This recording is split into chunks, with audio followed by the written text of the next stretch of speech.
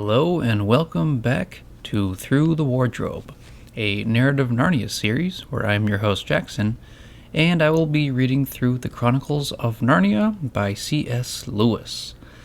So, obviously, we have gone through the very first chapter of The Magician's Nephew, the first book. So, first book, first chapter, which we read through The Wrong Door. Now, I won't go too deep into the summaries at the beginning of each episode, but basically we were able to be introduced to our two main characters, Polly and Digory, where through their quickening friendship, they end up finding some secret passages through their attic houses, basically, and finding Uncle Andrew, who I guess had a couple of rings. I think there was a yellow and a green one. And, Polly took one of them, and she just vanished. And if you'd like to know more, I guess, about the chapter, despite the short length, check out my first episode, because we're going to go right into the story. With Polly's disappearance and Digory in front of his uncle, as we read Chapter 2, Digory and his Uncle. It was so sudden and so horribly unlike anything that had ever happened to Digory, even in a nightmare, that he let out a scream. Instantly, Uncle Andrew's hand was over his mouth. "None of that," he hissed in Digory's ear. "If you start making a noise, your mother will hear it, and you know what a fright might do to her." As Digory said afterward, the horrible meanness of getting at a chap in that way almost made him sick. But of course he didn't scream again. "That's better," said Uncle Andrew. "Perhaps you couldn't help it. It is a shock when you first see someone vanish. Why, it even gave me a turn when the guinea pig did it the other night." "Was that when you yelled?" asked Digory. "Oh, you heard that, did you? I hope you haven't been spying on me." "No, I haven't," said Digory indignantly. "But what happened to Polly?" "Congratulate me, my dear boy," said Uncle Andrew, rubbing his hands. "My experiment has succeeded. The little girl's gone, vanished, right out of the world." "What have you done to her?" "Sent her to another place." "What do you mean?" asked Digory. Uncle Andrew sat down and said, "Well, I'll tell you all about it. Have you ever heard of old Mrs. LeFay?" "Wasn't she a great aunt or something?" said Digory. "Not exactly," said Uncle Andrew. "She was my godmother. That's her, there, on the wall." Digory looked and saw a faded photograph. It showed the face of an old woman in a bonnet, and he could now remember that he had once seen a photo of the same face in an old drawer at home, in the country. He had asked his mother who it was, and Mother had not seemed to want to talk about the subject much. It was not at all a nice face, Digory thought, though of course with those early photographs, one could never really tell. Wasn't there something wrong about her, Uncle Andrew?" he said. "Well," said Uncle Andrew with a chuckle, "it depends on what you call wrong. People are so narrow-minded. She certainly got very queer in later life. Did very unwise things. That was why they shut her up." "In an asylum, do you mean?" "Oh, no," said Uncle Andrew in a shocked voice. "Nothing of that sort. Only in prison." "I say," said Digory, "what had she done?" "Ah, poor woman," said Uncle Andrew. "She had been very unwise. There were a good many different things. We needn't go into all that. She was always very kind to me." "But look here, what has that all this got to do with Polly? I do wish you'd—" "All in good time, my boy," said Uncle Andrew. "They let old Mrs. LeFay out before she died, and I was one of the very few people whom she would allow to see her in her last illness. She had got to dislike ordinary, ignorant people, you understand. I do myself. But she and I were interested in the same sort of things. It was only a few days before her death that she told me to go into an old bureau in her house and open a secret drawer and bring her a little box that I would find there. The moment I picked up that box, I could tell by the pricking in my fingers that I held some great secret in my hands. She gave it to me and made me promise that as soon as she was dead, I would burn it, unopened with certain ceremonies. That promise I did not keep." "Well, then, it was jolly rotten of you," said Digory. "Rotten?" said Uncle Andrew with a puzzled look. "Oh, I see. You mean that little boys ought to keep their promises. Very true. Most right and proper, I'm sure. But I'm very glad you have been taught to do it. But of course you must understand that rules of that sort, however excellent they may be for little boys and servants and women, and even people in general, can't possibly be expected to apply to profound students and great thinkers and sages. No, Digory, men like me, who possess hidden wisdom, are freed from common rules, just as we are cut off from common pleasures. Ours, my boy, is a high and lonely destiny. As he said this, he sighed and looked so grave and noble and mysterious that for a second Digory really thought he was saying something rather fine. But then he remembered the ugly look he had seen on his uncle's face the moment before Polly had vanished, and all at once he saw through Uncle Andrew's grand words. All it means, he says to himself, is that he thinks he can do he thinks he can do anything he likes or anything he wants. Of course, said Uncle Andrew, I didn't dare to open the box for a long time, for I knew it might contain something highly dangerous, for my godmother was a very remarkable woman. The truth is, she was one of the last mortals in this country who had fairy blood in her. She said there had been 2 others in her time. One was a duchess, and the other was a charwoman. In fact, Digory, you are now talking to the last man, possibly, who really had a fairy godmother. There, that'll be something for you to remember when you are an old man yourself. I bet she was a bad fairy, thought Digory, and added out loud, but what about Polly?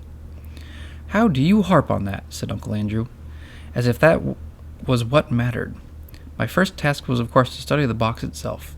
It was very ancient, and I knew enough even then to know that it wasn't Greek, or Old Egyptian, or Babylonian, or Hittite, or Chinese. It was older than any of those nations. Ah, that was a great day when I at last found the truth. The box was Atlantean. It came from the lost island of Atlantis. That meant it was centuries older than any of the Stone Age things they dig up in Europe. And it wasn't a rough, crude thing like them either. For in the very dawn of time, Atlantis was already a great city with palaces and temples and learned men. He paused for a moment as if he expected Digory to say something. But Digory was disliking his uncle more every minute, so he said nothing. Meanwhile, continued Uncle Andrew, I was learning a good deal in other ways. It wouldn't be proper to explain them to a child, about magic in general. That meant that I came to a fair idea what sort of things might be in the box. By various tests, I narrowed down the possibilities.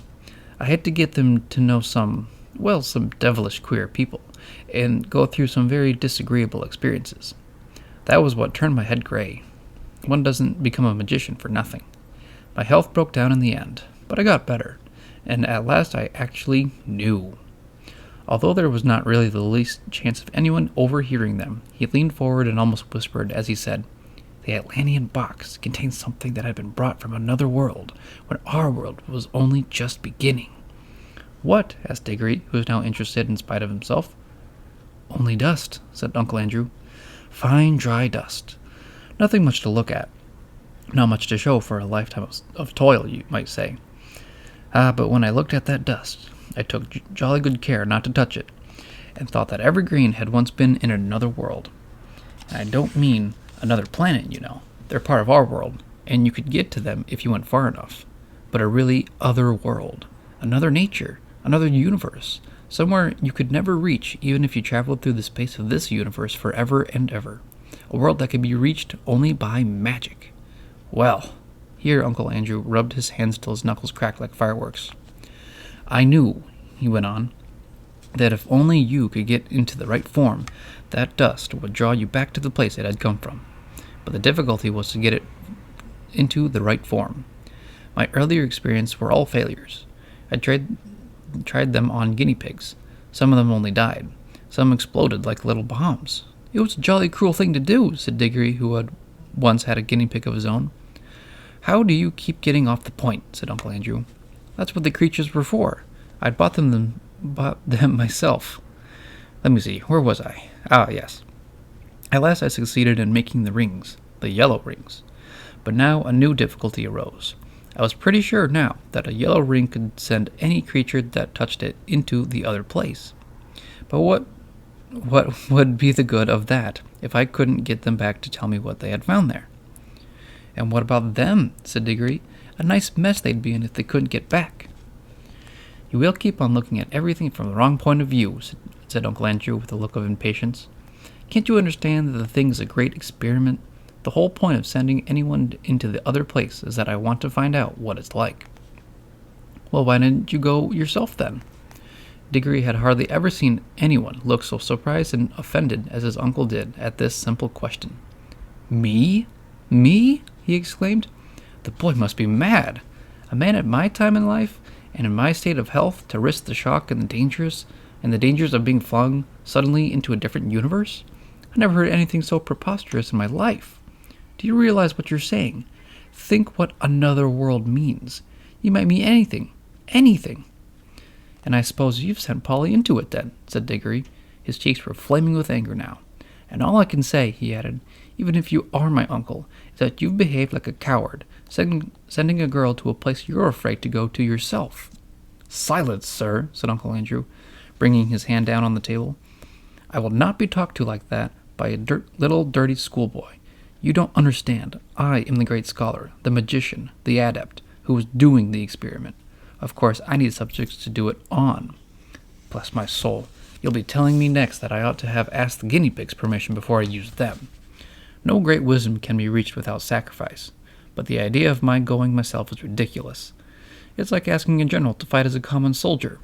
Supposing I got killed, what would become of my life's work?"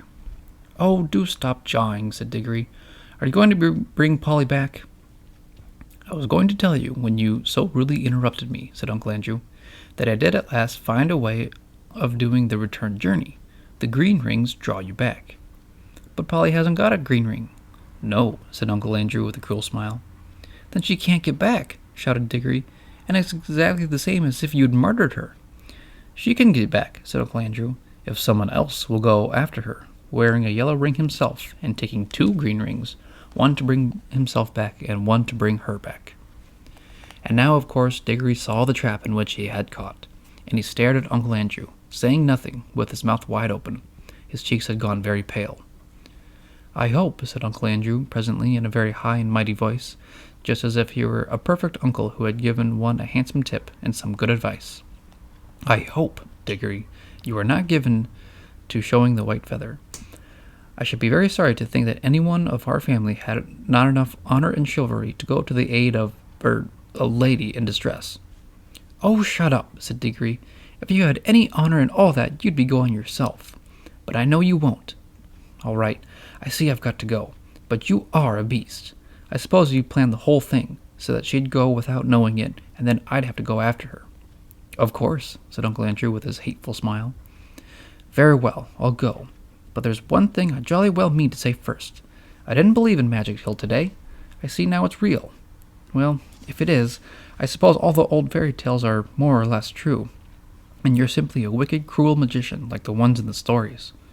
Well, I've never read a story in which people of that sort weren't paid out in the end, and I bet you will be, and serve you right." Of all the things Digory had said, this was the first that really went home. Uncle Andrew started, and there came over his face a look of such horror that, beast though he was, you could almost feel sorry for him. But a second later he smoothed it all away and said in a rather forced laugh, Well, I suppose that is a natural thing for a child to think, brought up among women, as you have been. Old wives' tales, eh? I don't think you need to worry about my danger, Digory. Wouldn't it be better to worry about the danger of your little friend?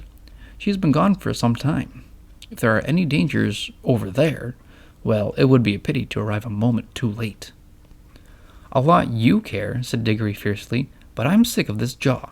What have I got to do?" "You really must learn to control that temper of yours, my boy," said Uncle Andrew coolly. "Otherwise you'll grow up to be just like your Aunt Letty. Now, attend to me." He got up, put on a pair of gloves, and walked over to the tray that contained the rings. "They only work," he said, "if they're actually touching your skin. Wearing gloves, I can pick them up, like this, and nothing happens. If you carried one in your pocket, nothing would happen. But of course you'd have to be careful not to put your hand in your pocket and touch it by accident. The moment you touch a yellow ring, you vanish out of this world. When you're in the other place, I expect, of course, this hasn't been tested yet, but I expect that the moment you touch a green ring, you vanish out of that world and, I expect, reappear in this. Now, I take these 2 greens and drop them into your right hand pocket. Remember very carefully which pocket the greens are in. G for green and R for right. GR, you see? which are the first two letters of green. One for you and one for the little girl. And now you pick up a yellow one for yourself. I should put it on your finger if I were you. There'll be less chance of dropping it. Digory had almost picked up the yellow ring when he suddenly checked himself. Look here, he said. What about Mother? Supposing she asks where I am? The sooner you go, the sooner you'll be back, said Uncle Andrew cheerfully. But you don't really know whether I can get back. Uncle Andrew shrugged his shoulders, walked across to the door, unlocked it, threw it open, and said, Oh, very well then, just as you please. Go down and have your dinner. Leave the little girl to be eaten by wild animals, or drowned, or starved in the other world, or lost there for good, if that's what you prefer. It's all one to me. Perhaps before tea time you'd better drop in on Mrs. Plummer and explain that she'll never see her daughter again, because you were afraid to put on a ring. By gum, said Digory, don't I just wish I was big enough to punch your head. Then he buttoned up his coat, took a deep breath, and picked up the ring. And he thought then, as he always thought afterward too, that he could not decently have done anything else. All right, and that is the end of Chapter 2, Digory and his uncle. So yeah, obviously this was a very dialogue-heavy chapter. Most of the Narnia series are very dialogue-heavy, but like especially this chapter, it's basically just Uncle Digory, or Uncle Andrew explaining to Digory how he came across the rings, and actually going through the book again, because I haven't read Magician's Nephew in years and years. For some reason, I always thought Uncle Andrew had the rings made himself, but it's cool to see that actually, apparently, supposedly, that he has fairy blood in him.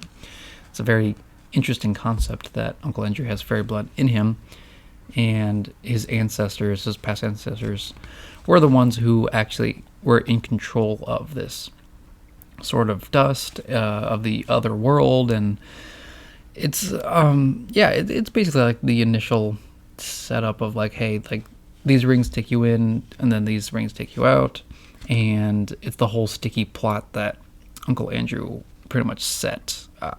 Just because, like, I guess he's clever enough to realize when two wandering kids come along, and unknowingly he's able to trick them because they're kids. So of course, being the selfish guy that he is, obviously decides to take the chance.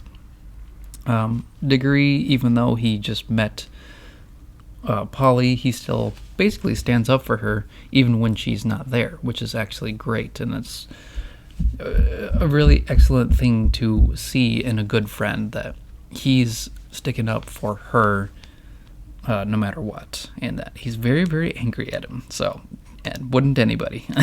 So, it's kind of like all I had really for now. Uncle Andrew trying to defend himself, even though he knows that he himself is a pretty scummy guy, I would probably say. I think that's good for episode 2, chapter 2, Digory is an uncle, and I think that's all I have. So let me know in the comments what you think about The Magician's Nephew so far, if you've read the books or not, and what are your thoughts on the Chronicles of Narnia as a whole. Do you like them? Have you read them before? And if not, I hope that you guys continue to listen along the journey. So with all that being said, just stay tuned for another episode of Through the Wardrobe, and we'll see just what Narnia has in store for us next time.